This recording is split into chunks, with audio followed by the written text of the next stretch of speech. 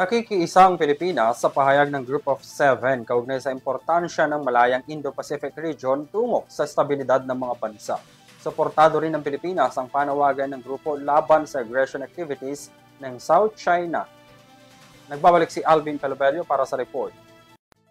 Kinilala ng Pilipinas ang naging pahayag ng Group of Seven sa naganap ng G7 Foreign Ministers Meeting sa Niagara, kung saan iginiit ng organisasyon ang kahalagahan ng malaya at bukas na Indo-Pacific region na nakaangkla sa rule of law, kasabay ng mariing pagtutol ng G7 sa paggamit ng anumang puwersa at coercion sa South China Sea.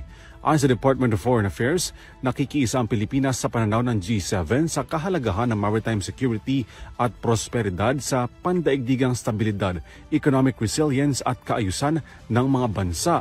Kasabay na rito ang pag-iit ng Manila ng United Nations Convention on the Law of the Sea o UNCLOS.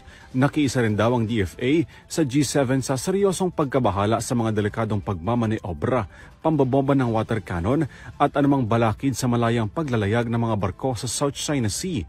Nagpasalamat naman ang DFA sa G7 sa panawagang seguridad, stabilidad at prosperidad sa rehiyon kabilang sa South China Sea sa pag-iit ng kahalagahan ng 2016 Arbitral Award. Ayon sa G7, mariin nilang tinututulan ang anumang pagtatangka na baguhin ang status quo sa pamamagitan ng lakas, partikular na sa East China at South China Sea. Gayon din ang pagkilala ng mga bansa na binubuo ng Canada, France, Germany, Italy, Japan, United Kingdom at United States of America sa Arbitration Award bilang batayan ng mapayapang pamamahala at resolusyon sa mga sigalot sa karagatan. Para sa EuroTV News, Alvin Pelobelio sumasaludo sa bawat Pilipino.